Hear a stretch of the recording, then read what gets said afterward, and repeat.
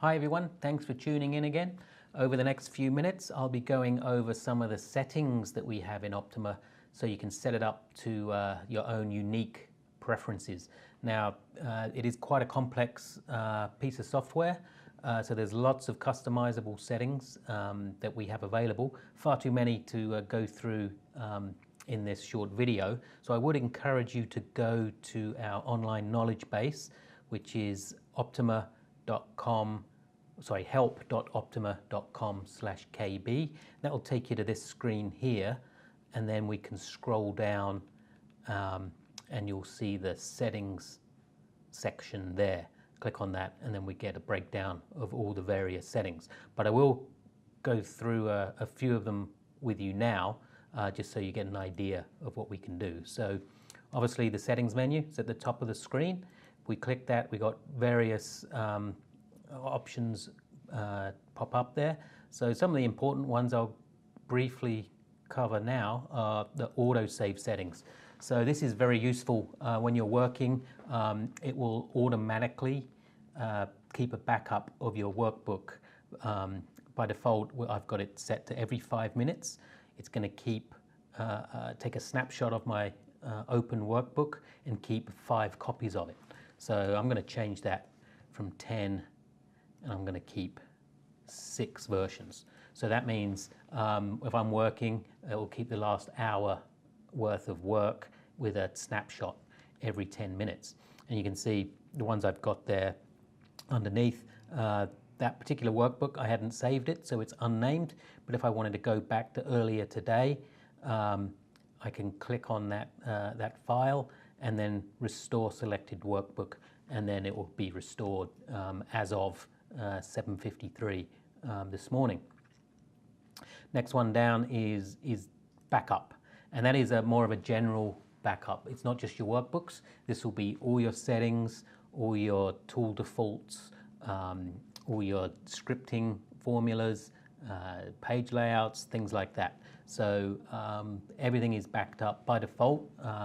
It will be on your C drive, but I've changed my backup location there to Google Drive. So all my backups stored in the cloud. Should anything go wrong, I can easily restore.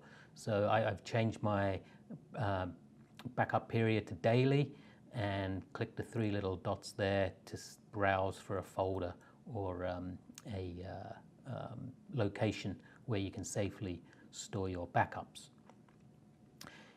Keyboard shortcuts, I briefly mentioned this in other videos, but basically for your favorite functions that you like to do on a regular basis, if you prefer to use keyboard shortcuts, you can. We've got several set up by default, such as Control-T for training mode, and I think Control-G for the grid lines on the back of the chart. But you can create your own. So you can search for certain items in that search box, but we've basically listed everything you can do in the program with the keyboard shortcuts. So I'm going to scroll down to timeframes here, and I'm going to, so we've got Alt-D to change a chart to daily, Alt-W to weekly. So in monthly, I'm just going to do Alt-M. Now, if Alt-M was used by another keyboard shortcut, then you wouldn't be allowed to do it. So it would still say none. So if that's the case, then you'd have to find out what that shortcut's been used for and change that one. So now I'm going to apply that. I'm going to close this settings window.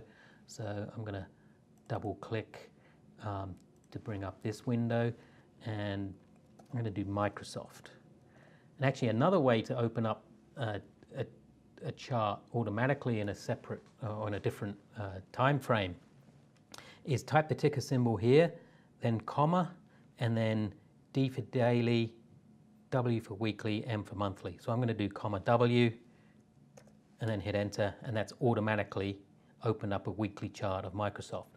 But now if I wanted to change it to monthly using my new keyboard shortcut of Alt-M, I just hit Alt-M on the keyboard, and there it is, monthly, and I can toggle Alt-W for daily, weekly, and then back to daily. it's exactly the same as using that drop down. So yeah, keyboard shortcuts can be very useful for quickly navigating and changing your charts. Okay, going back to the settings menu, we've covered backups. Some of these other settings we'll go through in detail when we get to those videos for that particular topic, such as layouts. I'm going to go down to colors. So by default, the software will open up in this white color theme, but if you prefer dark charts, we can go under the theme there and change it to dark. And now you can see all my charts have been changed to that color scheme, and we can right click and change. I'm going to change that strength to single color and make it white, so that chart is much more visible. A couple of other useful settings that you might be interested in: settings, workspace, visual. I'm going to change the price scale margin. What this is the gap between the top and the bottom of the screen. You can see on that chart in the background of Microsoft, the low back in September 2015 is right at the bottom of the chart, of the window, and the current high is right up against the top. So I like leaving a bit more space. So currently it's 1%. So as I increase that, you can see that there's more space at the top and bottom of the screen. So you can play with that, see what fits for your particular screen setup. Another one is scales font size, so we can move that up and down or type the value. And also we have main font size as well. So I'm going to use that slider, and you can see that the chart header in the top left there where it says Microsoft and then the exchange and the time frame, as I drag that to the right hand side, it gets bigger. So particularly useful if you're publishing a lot of charts or showing presentations or something like that. But I'm going to put mine back to the standard size. So again, lots of settings that you can change. So take a look through those menus and also visit the knowledge base, and that will help you get your copy set up exactly how you want it. Thanks very much.